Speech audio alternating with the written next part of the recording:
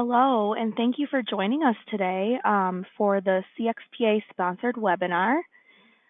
Today's webinar is by Quadient, and the topic is 3 Steps to Improving Customer Loyalty. As a reminder, this webinar will be recorded and made available in the CX Toolbox. This webinar is CEU eligible and will be recorded in your account within 1 week. So I'd like to introduce our presenters so we can get started right away. So we have 2 presenters. First, we have Corey Bragg, who is the Director of Product Marketing Management at Quadient. And we also have Laurent Guillot, who is the Product Marketing Manager of Cloud and Customer Experience. You may ask questions using the question box in your GoToWebinar tool, and we will take questions at the end of the presentation. All right, Corey, take it away. Thank you, and welcome everyone to today's session. So today we are in the age of the customer. This is an era where the customer is in control of the information they want, as well as when and where they want it. The days that the customers were once solely at the point of purchase, those days are over. Customers want personalized communications that are made available through the channel of their choice. They expect a seamless end-to-end experience, not a fragmented, unfulfilled customer journey. Customers expect an experience that is consistent, that is meaningful and accurate. And those are just the expectations. They are begging to be exceeded. This is a path to building customer loyalty. So during the session today, we're going to take you through some steps along the path. We will discuss how to know your customer through data, the importance of understanding your customer's journey, and then how to measure the impact of change. So let's go ahead and get started. You don't know me. When you see this statement, does it give you a positive vibe? No, probably not. It's almost like something that would be said before a breakup, or if someone is feeling particularly misunderstood. So I have a 15-year-old daughter, and for those of you that have experience with teenagers, it sounds exactly like something a teenager might say, right? Yeah. So my daughter, Ever, she has a very different relationship with her grandmother and her grandfather. So her grandma buys her clothes that she'll never wear. She calls her on the phone, and Ever never answers her phone when you actually call her. And she asks her about school when they do get a chance to talk. And here, Ever has very little to say. Her grandpa, on the other hand, he buys her gift cards to her favorite stores. He's learned how to use Snapchat to keep up with her and her story. And he talks to her about topics of interest. And he checks in with me to see what those topics might be. See, her grandpa, he takes the time to know her. And then he uses this information to personalize his communication and his interactions while engaging her on her preferred communication channel. And he's rewarded for this. They have a strong and meaningful relationship. So yeah, she still loves her grandma, but I hope you get the point. So if you consider these words, you don't know me, from a customer perspective, it might be exactly what a customer is feeling before they turn away from a particular company or a brand. So in the age of the empowered consumer, if you don't really know your customers, they will quickly find a competitor who does. So what I'm going to cover in this first section is the fact that knowing is power, and you need high quality, managed customer data to get you there. So as I've just mentioned, the foundation of knowing your customer is that high quality customer data. Essentially, you need to establish trust. A study on the state of data quality found that 91% of companies suffer from common data errors. That includes incomplete, missing, outdated, inaccurate information. And 77% of those companies believed it affected their bottom line, wasting an average of 12% of revenue. And just as damaging is the hit bad data can take on your brand's reputation. So this particular promotional letter, it made the news when it got mailed to the home of a woman who had lost her husband to cancer 2 years prior. Not only is the mail piece addressed to dead, the form letter inside begins, "Hello, dead," And the promotion was mailed this way twice. Another example is about some customer service representatives at a large financial institution. So when dealing with angry customers, they began entering phrases into the title field of their customer service system. Phrases such as, "what an idiot," "total jerk." And so when the marketing department decided to send promotional campaign using that customer service database, letters went out addressed as "Dear Idiot Customer John Doe" or "Dear Total Jerk Jane Doe." As you can imagine, customer relationships were ruined and the company's reputation was damaged. And then there's other less severe examples of the impact that poor data quality can have, including the annoyance of receiving 2 or 3 identical promotions from the same organization in the same week, and then possibly getting a better offer through email. Waiting on hold for 20 minutes while a customer service rep tracks down the right information about you, and then becoming further annoyed to find out that data is incorrect. So deliver a great differentiated customer experience and you've got a great shot at a new or repeat customer. But if bad data leads to bad communication, bad marketing, sales, support, fulfillment, or services experience, it's going to really challenge your ability to win that business. So all examples of what can happen when the data is bad, and the data can go bad very quickly. Data decays at an average rate of 2% per month, which means you can expect 25 to 30% of your organization's contact data to go bad each year, and that's under normal circumstances. So according to the research firm Serious Decision, the average company has up to 25% bad data in their most critical systems. That's systems like your CRM, your marketing automation. And the solution is that high quality, trusted customer data. The foundation, again, to knowing your customer. It's treating your customer data as a strategic organizational asset and leveraging data quality tools to help you do that. So when we look at data quality tools, the first step is to profile and analyze your data. So start by taking a closer look at the data upon which you rely on. Be able to answer the question, how good is the data? How complete is a customer profile? Is it missing data? Is the data up to date? Is it standardized? Does the data meet business requirements for a positive customer experience? Does the title field of that customer service database indeed include a standard set of titles? Next step, you cleanse, standardize, and deduplicate the data. So you cleanse and correct the data to resolve any of the issues that you identified in that profiling and analysis stage, and then you standardize the data to meet your business needs. So standardizing those titles, correcting addresses to ensure deliverability, or eliminating redundant data to make the right customer records easier to find by your customer service reps. And then you can take it further. You can enriching your understanding of the customer by filling in any identified gaps in the data, or leveraging additional data service to append additional data attributes, such as a missing email address or a new demographic attribute that could drive some personalization. The goal here is to get a more complete view of your customer. And then finally, you monitor the data quality over time and get alerted when your data quality standards fall below your expectations.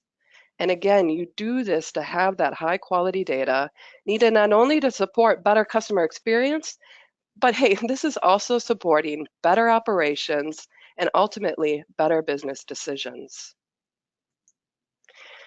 And there's more to it here. So according to Experian, the average large organization has 8 different customer databases. And this doesn't necessarily include all those other one-off spreadsheets or databases or supplemental sources of data that are floating around the various lines of business. Forrester puts that number up to 30 different data sources.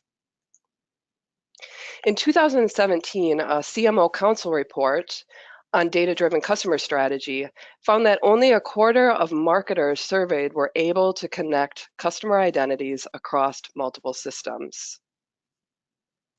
Forbes and Forrester concluded that these sort of data silos, these pockets of data, they led companies to ignore 88% of their customer data.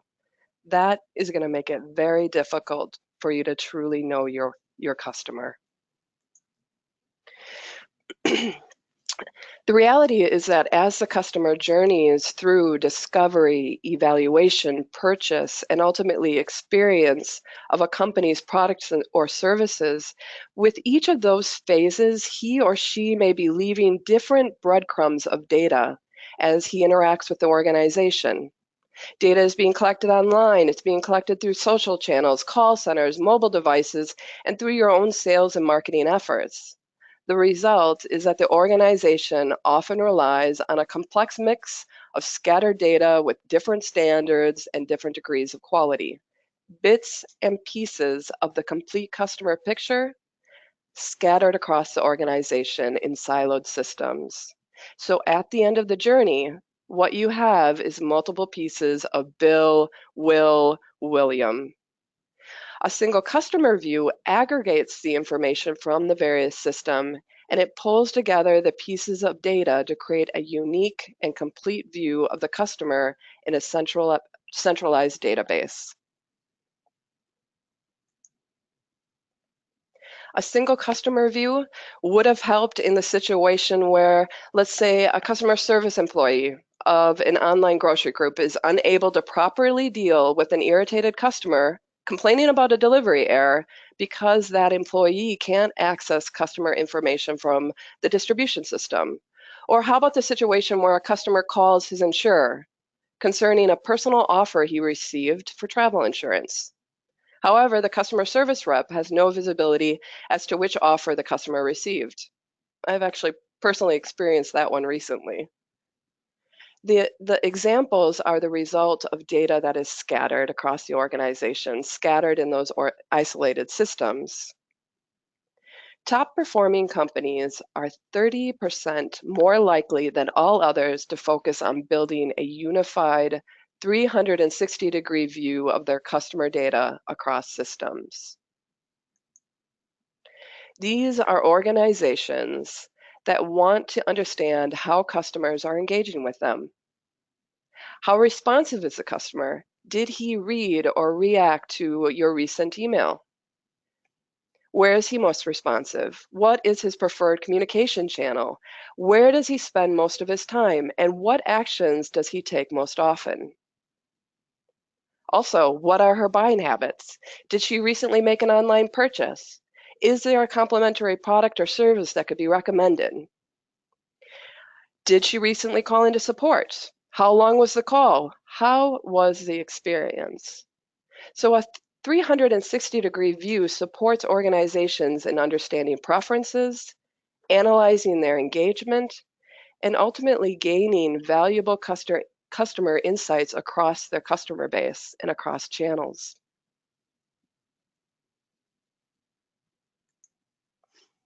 Knowing your customer puts you in a position to optimize your data-driven customer experience and ultimately your customer loyalty. 66% of businesses view personalization as a defining quality of a customer-centric brand. So a personalized experience can be defined as an interaction or an engagement that a customer has with a company that leaves them feeling as though their interests, their behavior, and their preferences were taken into account. Organizations who are able to meet their consumers' emotional expectations at truly that individual level are better able to foster loyalty. So with information such as past purchases, engagement history, loyalty program participation, demographics, and more, you have the ability to create that personalized connection that sets you apart from the competition. So I am a Delta loyalist, and I'm a bit of an advocate as well, I have to say. Recently, I received a link to a personalized Delta medallion video. The video spoke to me as an individual, reminding me that as a Delta customer, I saw views from 35,000 feet. I traveled to 11 cities and 4 countries. I visited Seattle the most, which Seattle is a great city. I banked a pretty good deal of numbers in the process, and as a result, I got some free rides. My youngest daughter happened to be sitting next to me while I was viewing the video that was sent, and she got really excited when she saw my name and asked, "Did they make that video for you, Mom?" And they did, right? They personalized a video using data, reminding me of the experience I had and the benefits that I took advantage of as a part of their customer loyalty program. Delta is creating customer loyalty by knowing their customer. So companies are spending time and money to build omni-channel applications that enable customers to interact with them through whatever channel is most convenient at any given time. And they're doing this because consumers are demanding it. But in the rush to accommodate consumers and outpace the competition, it's possible to overlook an important factor. Again, the foundation of high-quality customer data is also a key to omni-channel strategy success. So over 2/3 of consumers expect the information they give an organization through one channel is going to be available in another channel. A successful single customer view solution delivers an accurate, timely, and complete view of the customer across multiple channels, offering the business that consistent view of the customer. And with the addition of engagement data, again, to create that extended 360-degree view of the customer, this can take you further to offer the insight into a customer's preferred channel, as well as a channel in which the customer is most responsive. So the result is that insurance company offers a customer a personalized offer for travel insurance, but they do it by post because that company knows the customer is most responsive to physical mail pieces. And then later, when the customer calls into customer service to find out more about the offer, the customer service employee knows exactly which offer the customer has received and has guidance on how to make additional recommendations because they have access to the customer's past history. So the recipe for successful omni-channel experience, it's not only requires that data consistency, brand and communication consistency are also important and impact the overall customer experience. So I'm going to hand it over to Laurent at this point to discuss more about the importance of understanding your customer's journey across those multiple touch points and channels. Thank you, Corey. That was a fantastic first part of the presentation with data, importance of data. So as we have just seen, data is used to get to know the customer as well as we possibly can, and to engage with them in a more efficient way and in order to improve the loyalty. So what I'd like to do is to see how we can improve that by mapping the communication pieces to communicate with them. Data is again very important because personalized communication, like what you have seen, as well as personalized videos, is designed and produced based on relevant customer profile data. So if you don't have the data cleansed and ready for use in your communication, then your communication is not correct. So knowing their customers enables businesses to personalize their communications and to choose the right channel to interact with them.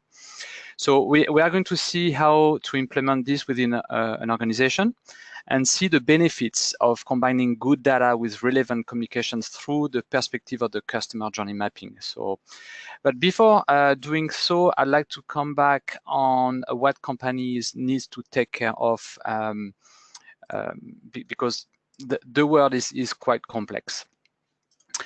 Let's have a look at that. The first thing that Corey said is that we have empowered customers. The customer has the power today. It used to be a world where marketing team had the power to push messages on the channel they wanted to a customer segment. This paradigm doesn't exist anymore. Organizations, they will survive if they can adapt and they turn it around. They need to be able to answer their clients' demands. This can happen at any time using the device the customer choose.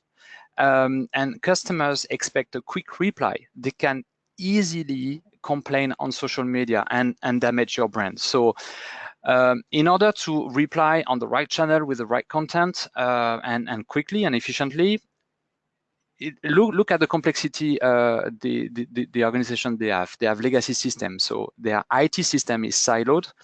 So organizations such as the ones presented by Corey earlier needs to consolidate data from multiple IT systems in order to be able to communicate with their clients with a single voice.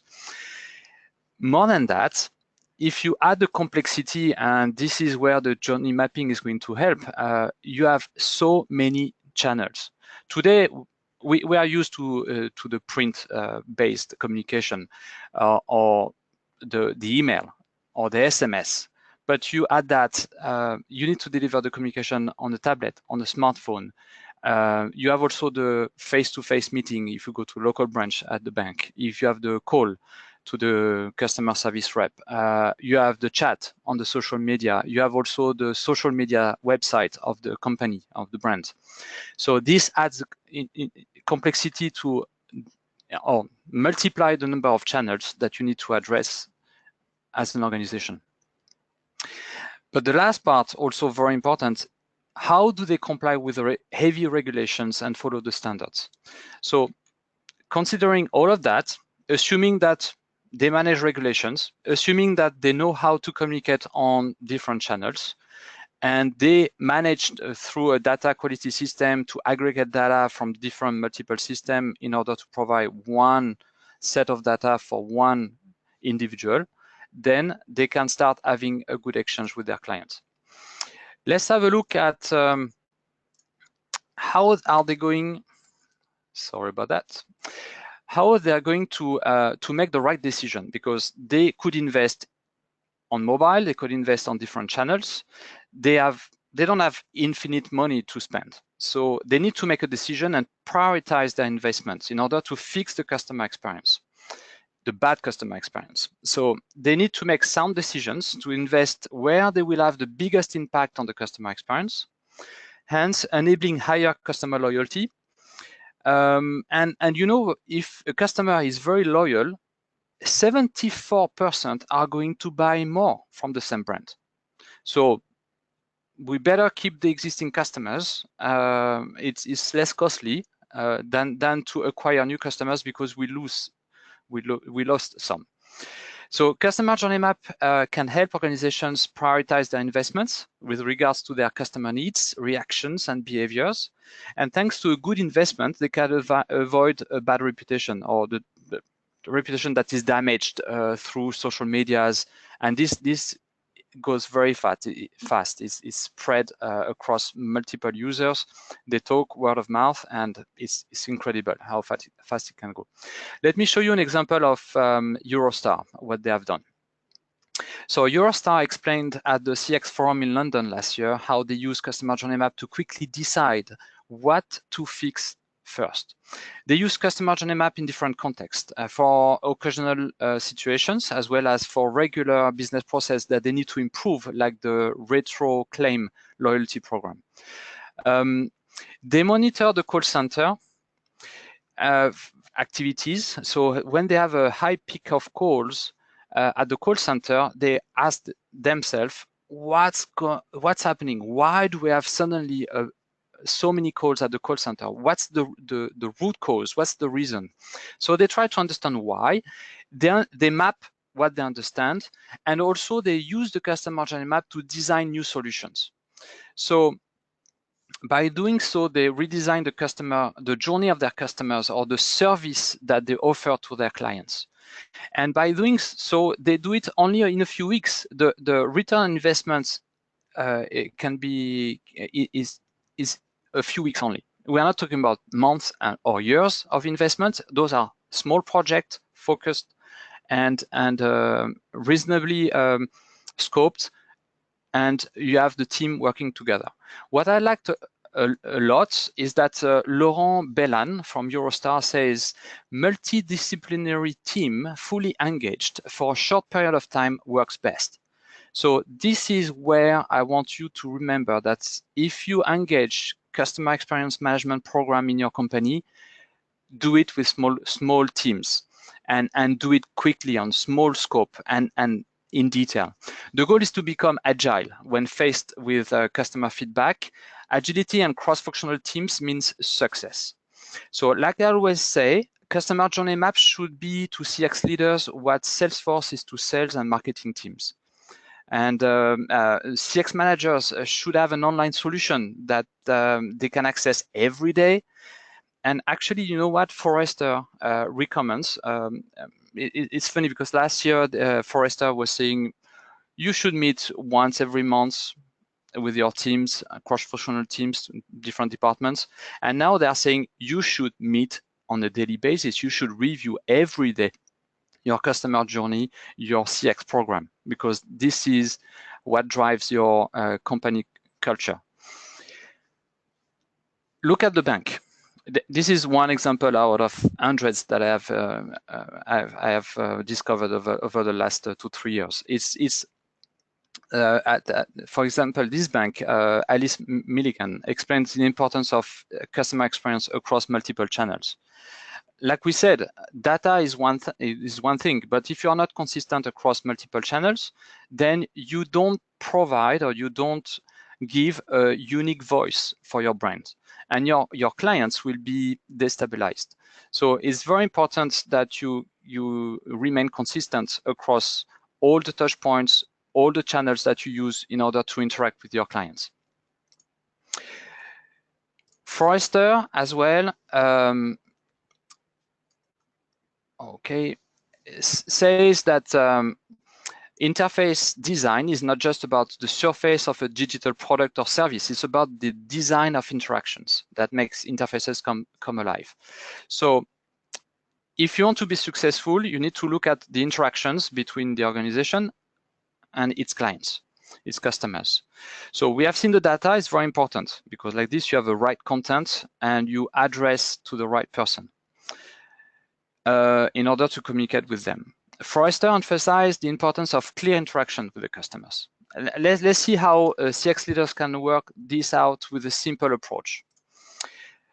So customer journey map covers multiple aspects. It gives the context to CX leaders to make sound decisions. So because you understand the life cycle of your clients, it's easier to understand where is the pain point, to detect the pain points. It can help also to develop a customer-centric culture internally by sharing with different employees across the organization. And by sharing with the employees, they will also feed you with the voice of the customer. So you will be able to understand what the end customer is saying about your brand. So by capturing those interactions and the feedback from the customer, you can detect the pain points. The call center is a very good department to feed you with a lot of context. And different departments can work together on what is the root cause of the issue. So once you have done the mapping, then you can rework the design of a new solution. Different things. You can change the content of communication. You can change the steps that the clients need to go through to open a bank account, for instance. So there are different ways of looking at improving the customer journey. Talking about customer journey, as you can see on the screen here, a customer journey map is a solution to formalize all customer interactions with the organization. So you can see different parts of the journey: opening a bank account, ask for a small loan, change your credit card program. So different maps, and the overall maps with the including the matrix give you a high-level context. That's the first level helicopter view. The second part would be that if I drill down in one of the journey, then I have now more details about what is the specific journey of my clients? How do they interact with us? And what are the different steps? What are the different communications that we send them? Are they consistent over time? Do we provide them enough content and the right content at the right time in the journey? Could we change it and make it maybe more seamless and maybe digitalize some of the process? So including what you can see, maybe it's too small on the screen, but including that you can have metrics like surveys, but also information coming from your website. If you do a heat map to know if your website is efficient or not, and what is being used, what is used the most. So the journey gives you the path of the customer, and if you drill down to one of the touch points, the goal is to say, okay, who is responsible of this touch point? Who is the, like I would say, the product owner of this touch point? So multiple teams should work together to understand precisely where the pain comes from, but there should be an ownership to drive the customer journey. So you remember the goal is to answer fast and avoid empowered customers to cause or to damage the reputation. That's the ultimate goal. So once we have detected issues and we monitor the trends, then what we can do is that we can work together and we can have what we call an e-whiteboard. So here is a remote collaborative solution online, and the team can work together faster. It's a live collaboration with virtual e-sticky notes on a whiteboard, and it helps the cross-functional teams to work on new solutions. So new business services, new business process, redesign the existing legacy business process for a specific part of the journey. So everything is about keeping internal stakeholders motivated to fix issues and answer to customer with one voice. This must be an ongoing effort to improve the customer experience. At some point, it becomes part of the company's culture, like I said earlier on. So once we have done that, it's important to link this back to metrics, to measurements. So how do we do that? Why do we need to measure the impact of the customer experience? Let's first of all, I have a question for you. What is 9 out of 10? Okay, that's 90%. It's the number of time, or is the ratio we ask friends for advice before we purchase a product or service. 9 times out of 10, we ask family and friends for advice. And it happens to us every day. It can be to subscribe to a service online. It can be to buy a new product. It can be to choose a restaurant. Anything we ask friends or we ask for a recommendation. So monitoring the behavior and reaction of customers enables the company to detect the service flows. So it's important to capture that. Let's see more in detail how the metrics can play a role in this. If you understand the KPI that you can attach to a touch point or attach to a map, and you can define different metrics. Imagine a company changing internal business process, or changing the content of a communication, or changing the way they promote a service, or changing the sequence of steps a customer must go through to achieve a task. By defining the KPI and monitoring the trend over time, the company can visualize and share. So you can see the curve here. They can share the impact of the change, because you have changed something in the way you interact with your clients. But if you change something, you need to measure if it works or not. Is it negative or positive impact? So transparency with internal stakeholders also is essential, because you are going to develop trust internally with your employees, and this is going to resonate with the end clients. So metrics are important, but it's not the only thing to consider, because this is the quantitative part. You need also to understand the qualitative parts, the customer feedback, the voice of the customer. So at the call center, the front desk, or in social medias, this is equally important to capture the voice of the customer. Corey later on will tell you a bit more about the sentiment analysis and some of the tools that are available to analyze what the consumers are saying. So An example of metrics that you could use in the map are how many times the delivery didn't work, the number of returns, the waiting time. How long do you wait on the phone before the call center answer your call? If it's more than 2 minutes, it's bad. It's really bad because your clients will be frustrated. So interaction on the web, on the traffic on the web, you can link all of that and bring it back into the journey to give you additional information and additional context. In general, I think it's about identifying the KPIs, measuring your current situation and tracking for positive and negative change and figuring out what is working or not working. Once you have done that, you will be equipped to create a full view of the different opportunities. You remember what I said at the beginning. You need to prioritize where to invest because you can't fix everything at once. It's impossible. You don't have enough money, you don't have enough time, you don't have enough resources internally to fix everything altogether. So you are going to choose your battles. So KPI plus the feedback help identify where is the biggest pain. Then it's essential to prioritize which pains impact the most the brand reputation, the bottom line, or the churn rate. One way of doing this is to get all departments to agree on what is important. So here you get alignments from the different teams from different departments. And what is feasible in the short term? If something is being done by the IT departments and they are changing the website technology, you are not going to ask them to change the website content right away. You will need to wait for the new website technology to be deployed. Or if you engage with a partner, then you will need to see if the partner is available to help you on the marketing content, for instance. So the CX prioritization matrix, everything that is in the top right-hand corner here, is what is easy to fix, but brings a lot of value for the end client, for the consumer, in terms of customer experience.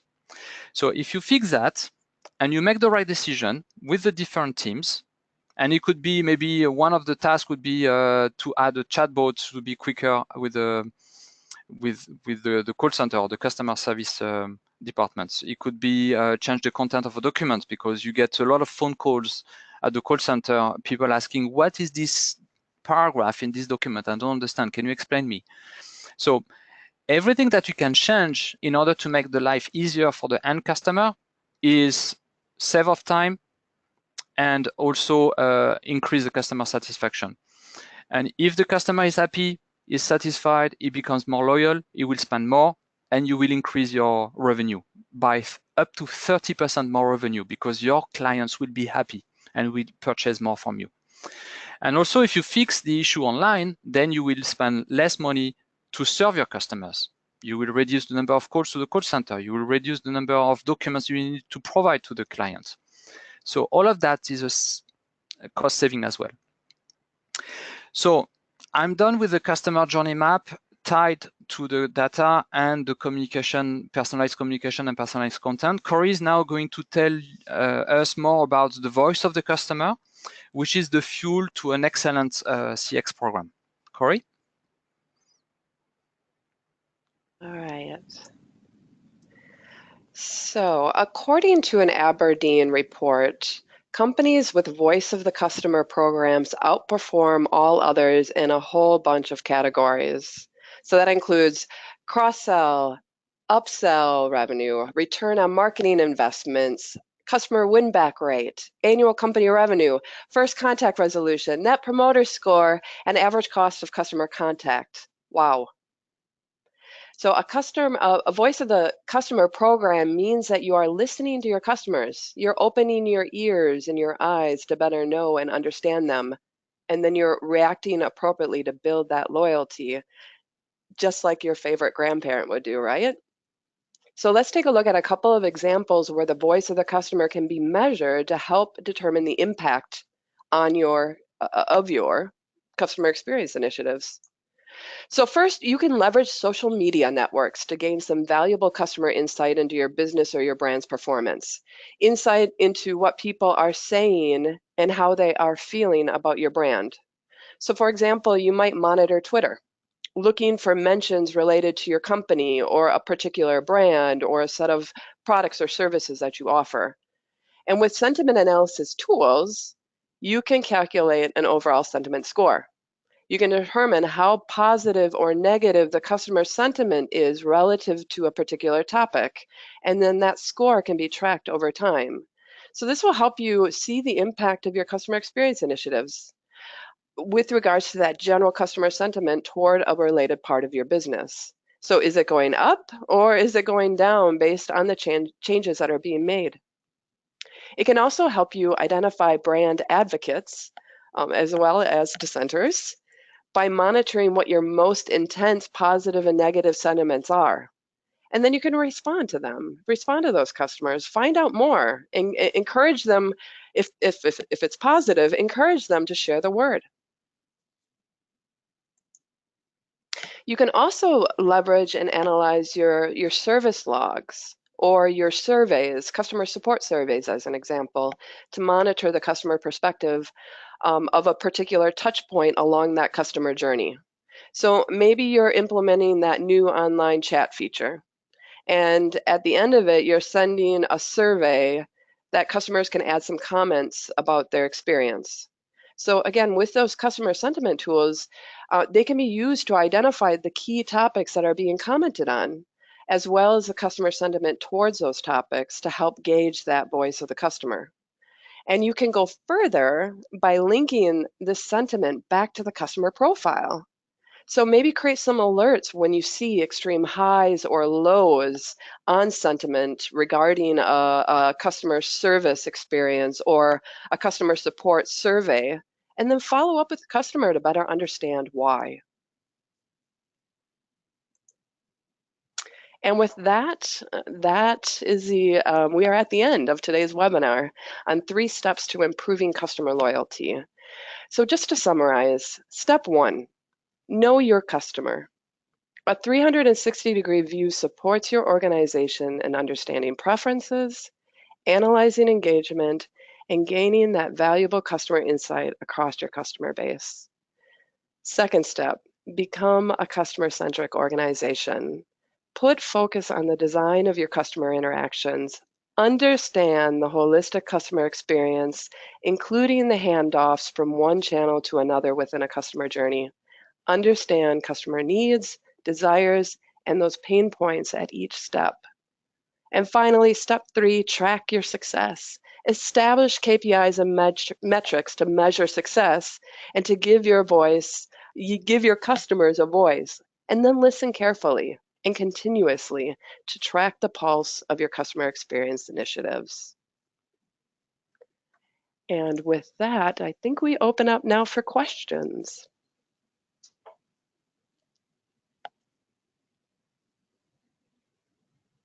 Thank you so much, Laurent and Corey. Great information. We've got a couple questions here, but if anyone on the line has additional questions, go ahead and put them into the question box. A question from Jeffrey. Is there any place to find out what it costs to keep databases up to date, with cost being a concern? So the cost of keeping databases up to date, I mean, the solution there is running, I mean, there's 2 approaches there in terms of data quality and maintenance of your database. The first is running batch processes that are going to continuously monitor those databases and then apply the appropriate cleansing and correction routines to them. And this can be done on a batch process, can be done monthly, weekly, things like move update on your addresses as an example, or if you have particular business rules, just making sure that you're cleansing, standardizing to those processes. So you can implement batch processes. You can be proactive too by putting in data quality checks at the point of entry to prevent bad data from entering your systems in the first place. So 2 measures there. And in terms of the cost, I mean, the cost is going to be your solution. So data quality tools, I don't know that I can whip out prices right now, but that is going to be your main cost along with the implementation. So I don't know that I have a figure for you, but just some approaches to data quality is what I have to offer there.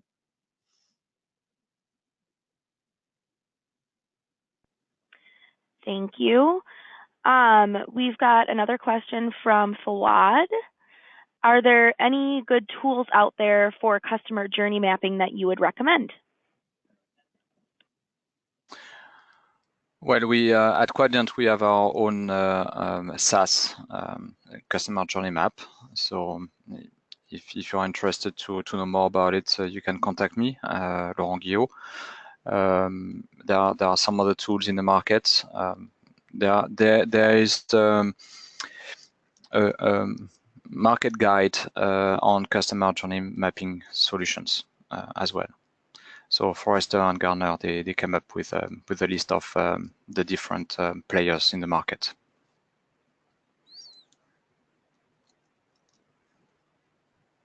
Great, thank you. Another question from Nikki. There are many journeys.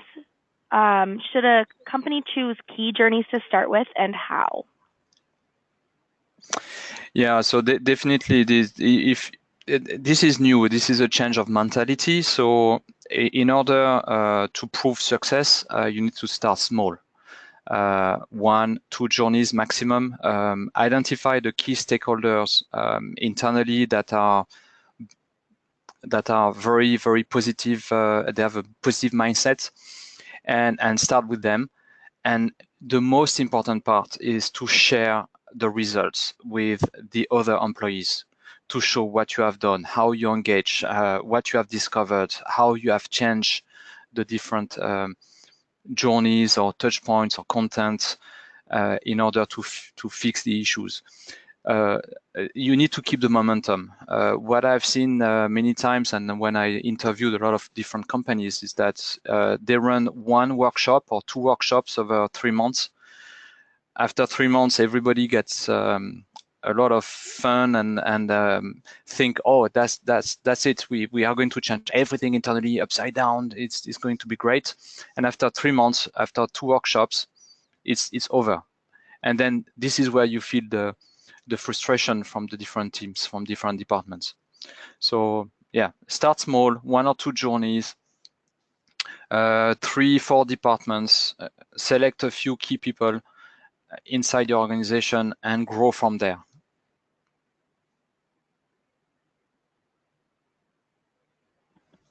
Thanks, Laurent. So kind of piggybacking off of that, how do you drive the use of journey maps, and where would a company start? So the use of customer journey map is customer journey map is a tool, is a technique that can be used additionally to other techniques. It's not the only one. It's not the the magic wand where you can do everything with just 1 tool. You need to get the buy-in from the top management. You need, like I said, to engage with multiple departments across the organization. You need to share the results. You need to make it a habit. This is part of the culture. You need to change the culture of the way people think internally. Everybody is a key stakeholder to improve the customer experience at any level inside the organization, from the top management to the middle managers to the frontline agents in any organization. Everybody has something to say about how to improve the relationship with the end customer and how to change the process. The most striking part is when you see employees going around and to find workaround to do their job, and they don't use what the IT department has put in place or what the marketing department has chosen in terms of solution online to manage the customer relationship. Suddenly you have employees using their own solution. This is called shadow IT or shadow solutions, SaaS. And when you are at this stage and you don't listen to your employees and you don't listen to the different people having ideas on how to improve the customer experience, this is where you realize that, oh, maybe we should change the way to to involve everybody into this journey.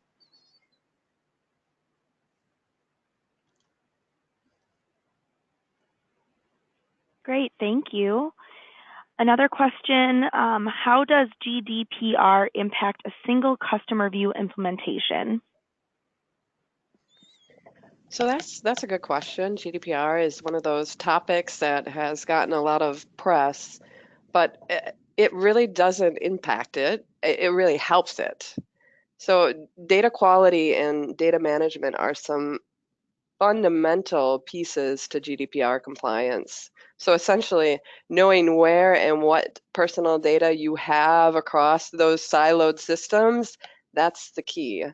Because then you can manage it. So managed customer data is a foundational step towards GDPR compliance. So then in the case that that customer requests to know what data you have about them, that EU customer, European Union, you have the data all in a centralized location. You can return that data easily to the customer.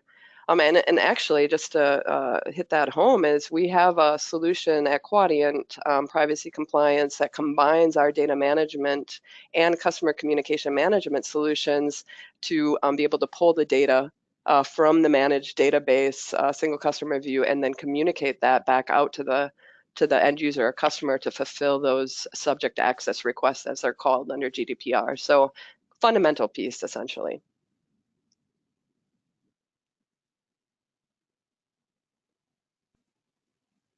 Thank you. So with no more questions, we can end the webinar here. Just as a reminder to all attendees that this webinar was recorded, you will receive the recording emailed to you, and it will also be available on our website. And like I mentioned at the beginning, this webinar is CEU eligible, and it will be uploaded to your account if applicable within 1 week. And I'd like to thank Corey and Laurent again for their very informative presentation. And I hope that everyone has a good rest of their day. Thank you. Thank you.